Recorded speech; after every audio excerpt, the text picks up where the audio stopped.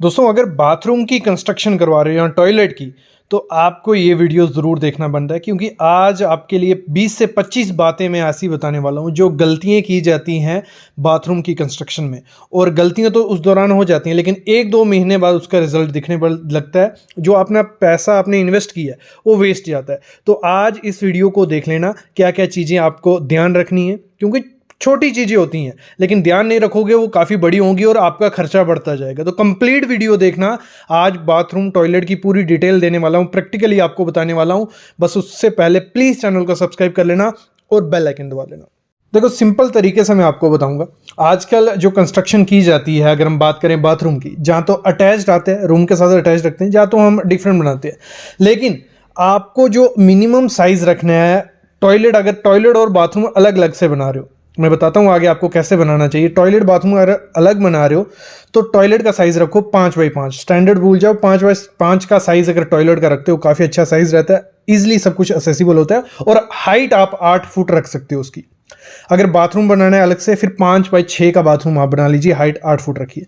लेकिन मैं एक चीज़ आपको ज़रूर कहूँगा, अगर आप बाथरूम बनाने जा रहे हो बाथरूम टॉयलेट तो अटैच्ड उसको रखिए, क्योंकि उसमें होता क्या है 6x7 का रखना है आपको। अटैच रखोगे अगर आपको 6x7 का सिंपल रखना है, उसमें आपका एरिया भी सेव होता है और कंस्ट्रक्शन कॉस्ट भी सेव पड़ती है और काफ़ी अच्छा आप उसको बना सकते हो। मैं आगे बताऊंगा कैसे। क्योंकि अगर हम बात करते हैं जो स्टोरेज हमने हाइट उसकी 8 फुट रखी थी, ऊपर आप स्टोरेज के लिए छोड़ दीजिए, बाकी पूरा एरिया आपका क्या आ गया बाथरूम में। और इसमें आपको एक चीज़ ध्यान देनी है, जब भी ये कंस्ट्रक्शन आप करोगे तो आपको जो जोन होगा, अटैच की मैं बात कर रहा हूँ, आपको जो गलती की जाती है वो क्या की जाती है, एक लेवल रख दिया जाता है। मतलब पूरा जो बाथरूम होगा एक लेवल रखा जाता है। वैसे नहीं करना है आपको। आपको जो लेवल रखना है वो रखना है, आपको डिफ्रेंशिएट करना है। जो आपका वेट एरिया होगा, अगर मैं आपको समझाऊँ, हमारा वेट एरिया कौन सा है, जहाँ हम लोग नहाते हैं, ठीक है, जहाँ हम लोग नहाएंगे वो हमारा वेट एरिया हो गया। वो आपको एरिया हमेशा डाउन रखना है। 1 इंच या 1.5 इंच आप उसको डाउन रखो तो वो जो पानी होगा वो डायरेक्ट वहाँ स्लोप के थ्रू चला जाएगा, ठीक है। और जो हमारा ड्राई एरिया रहेगा, क्योंकि हमें वॉश बेसिन, जो हमारी टॉयलेट सीट रहेगी वो मतलब दिन में काफ़ी टाइम यूज़ होगी, लेकिन हमारा जो वॉश एरिया होगा एक बार होगा वो साइड पर रहेगा, उसका कोई नहीं, उसको मतलब डिफरेंट आपको लेवल दे देना है।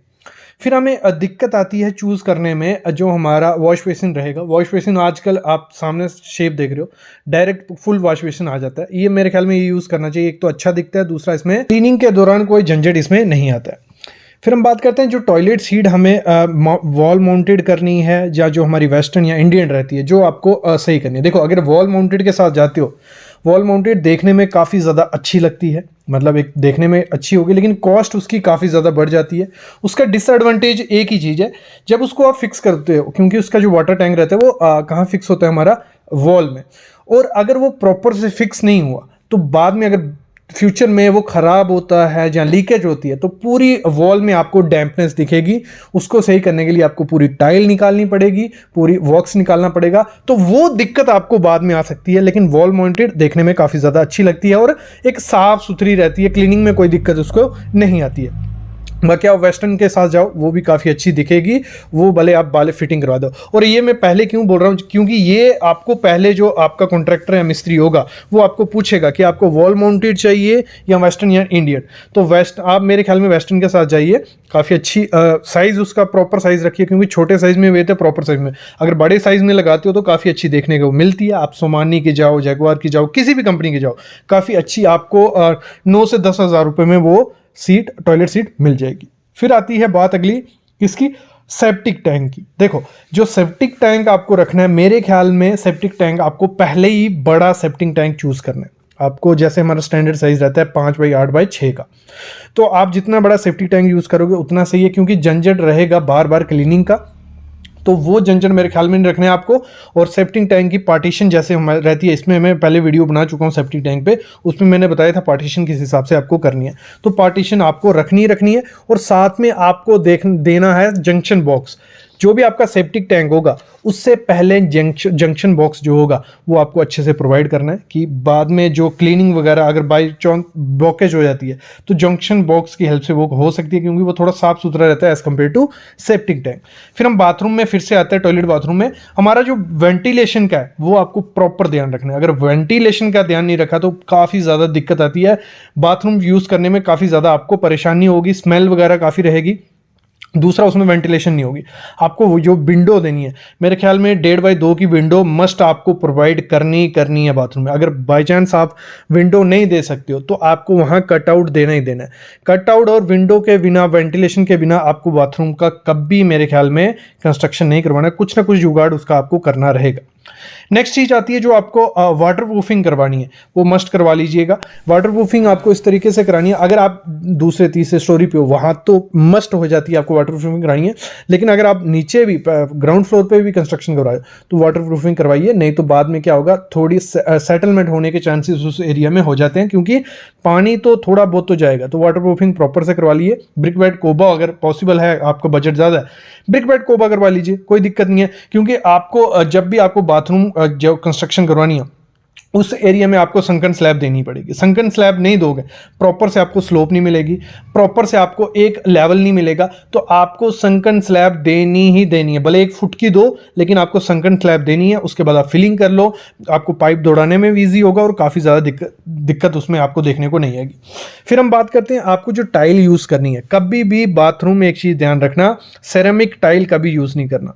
सेरेमिक टाइल यूज़ करोगे थोड़े टाइम बाद, क्योंकि सेरेमिक टाइल मिट्टी से बनी है तो वो दिक्कत आ जाती है बाद में, क्योंकि पानी सोखती है सेरेमिक टाइल, तो बाद में दिक्कत आएगी। तो आपको हमेशा विट्रीफाइड टाइल यूज़ करनी है, कोई ग्रूव उसमें यूज़ नहीं करना है। और विट्रीफाइड टाइल आप वॉल पे वही यूज़ करो और नीचे भी यूज़ करो। फ्लोरिंग में जो टाइल आप यूज़ करोगे उसका कलर चूज़ करने में थोड़ा ध्यान देना, वो इस हिसाब से चूज़ करना, क्योंकि डस्टी रहेगी तो वो गंदा ना दिखे, इस हिसाब से आपको देना है। और हमेशा एंटी स्किड टाइल आपको फ्लोरिंग में यूज़ करनी है बाथरूम में, क्योंकि स्लिपेज का डर रहता है। तो आपको पहले ये चीज़ ध्यान रखनी है, ठीक है। और स्लोप प्रॉपर पहले ही, अगर आप स्लोप नहीं दोगे तो दिक्कत आपको बाद में आती रहेगी। और एक बहुत बड़ी गलती होती है शॉवर, मतलब देखो, जब भी आप बाथरूम बनाने जाओ एक लेआउट ज़रूर रखो। मिस्त्री या ठेकेदार पे भरोसा करके मत करो, ये सामने आप बाथरूम देख रहे हो, दोनों में गड़बड़ है। तो आपको पहले एक लेआउट जरूर बना लेना। आपका जो देखो इधर हुआ क्या है, शॉवर जो है, शॉवर के सामने डोर कभी नहीं रखना। तो यहाँ वही हुआ है, यहाँ किया गया पहले वेट एरिया रखा है फिर ड्राई एरिया रखा है, मतलब मिक्स किया है, यहाँ डिफरेंशिएट नहीं किया दोनों चीज़ों को। तो आपको ड्राई अलग रखना है, वेट अलग रखना है। और डोर के सामने कभी भी आपको शॉवर यूज़ नहीं करना है, क्योंकि जब शॉवर यूज़ करोगे पानी कुछ उछल के डोर पे ज़रूर जाएगा। और यहाँ वुडन का डोर है, तो आपको या तो पीवीसी का यूज़ करो डोर, अगर पीवीसी का नहीं कर रहे हो बाहर वुडन का रखो, अंदर पीवीसी की शीट ज़रूर लगाओ। तो ये बाद में दिक्कत होगी कि सड़ने का चांसेस काफ़ी ज़्यादा रहते हैं। और आपका जो वॉश बेसिन एरिया वो अलग रखो, शॉवर एरिया अलग रखो। वॉश बेसिन और टॉयलेट सीट आप एक जगह सामने रख सकते हो, मतलब एक तरफ आप वॉश बेसिन रखिए, एक जगह आप जो टॉयलेट सीट रखिए, दूसरी तरफ आपका शॉवर या वॉशिंग एरिया हो जाएगा, उसी में आप जो गीज़र है वो रखिए, ठीक है। ये हो गया, इधर तक हमारा क्लियर होगा। और फिर जब कंस्ट्रक्शन कर रही है, जब पाइप फिटिंग हो रही है, पाइप फिटिंग में भी आपको ध्यान देना पड़ेगा। हॉट वाटर कोल्ड वाटर की अलग अलग पाइपिंग है, ये तो पता है। पीवीसी यूज़ करो, एमएस की जरूरत नहीं है यूज़ करने के लिए। सीपीवीसी या पीवीसी दोनों में से कोई चूज़ कर लो, वो यूज़ करो। अच्छी कंपनी की सुप्रीम या किसी की भी पकड़ लो, उस पर अलग वीडियो रहेगी, इसमें ये चीज़ नहीं मेंशन करूँगा मैं। लेकिन जब भी आपको ये चीज़ लगवानी है, फिटिंग करवानी है, आपको जहाँ हमारा देखो, जहाँ हमारी मोस्टली मेरे ख्याल में 2 क्या 3 वॉल आपको 9 इंच की रखो। बाथरूम में 9 इंच की रखोगे तो जब उसमें कटिंग होगी, पाइप फिटिंग होगी तो थोड़ा ठीक रहता है। अगर आप 9 इंच की रखते हो तो उसमें पाइप फिटिंग के दौरान आर पार दिखेगा, स्ट्रक्चर को इफेक्ट होगा। दूसरा, जब आप गीज़र या कुछ हैवी चीज़ टांगते हो तो 9 इंच की दीवार में वो अच्छे से टिक जाएगी, लेकिन जब आप उसमें हिल्टी मारोगे तो बाद में वो क्रैक्स आपको देखने को मिल सकते हैं। तो मेरे ख्याल में 9 इंच रखो। ऐसे भी अगर आप वॉल माउंटेड सीट के साथ जाते हो वहाँ आपको 9 इंच दीवार चाहिए ही चाहिए।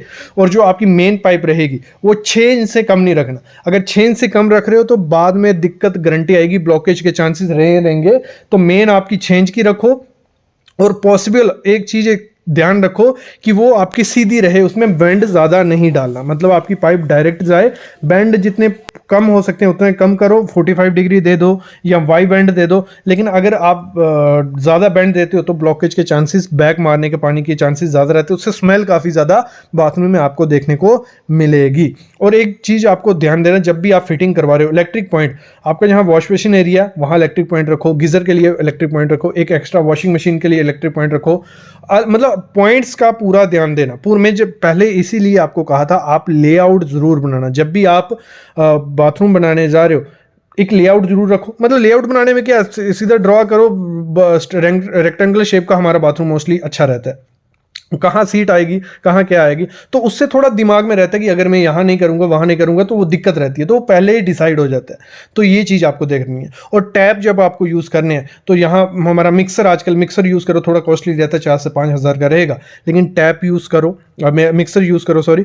और जो आपके टैप का रहेगा, मटेरियल चूज़ करने में कभी गलती मत करना, मटेरियल प्रॉपर यूज़ करना। और जो असेसरीज रहती हैं उसके लिए पहले ही पूरा डिसाइड होना चाहिए कहाँ पॉइंट आएगा, क्योंकि अगर स्टोरेज बॉक्स थोड़ा बहुत रखते हो तो मेरे ख्याल में बाथरूम में वो बहुत अच्छा है। और अगर आप बाथरूम में वॉशिंग एरिया रख रहे हो, वॉशिंग मशीन रख रहे हो, क्योंकि काफ़ी लोग वॉशिंग एरिया अलग रखते हैं, लेकिन मोस्टली इंडिया में जो वॉशिंग मशीन है वहीं रहती है, तो वॉशिंग जो एरिया रहेगा वो भी आपका वेट एरिया में रखना, अलग से आपका एक पोर्शन रखना कि आपका वॉशिंग एरिया वहाँ रहेगा। तो जो आपकी, जब आप बाथ ले रहे हो, नहा रहे हो, तो आपका वॉशिंग मशीन को कोई इफेक्ट नहीं हो, पानी वहाँ नहीं जाए। और डाउन, जैसे मैंने कहा, वो चीज़ आपको पहले ही ध्यान देनी है।